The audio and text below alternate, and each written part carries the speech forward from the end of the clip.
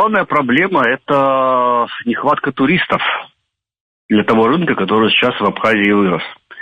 То есть на при емкости 2 миллиона 100, 2 миллиона 200 койко-мест в Абхазию заезжают на долгое пребывание порядка 1 300 000, 1 400 000 за сезон. То есть 700-800 койко-мест, 1000 койко-мест остаются невостребованными. И поэтому идет провалы в начале сезона, в мае, в июне. Ну и в конце, сейчас тоже в октябре идет провал.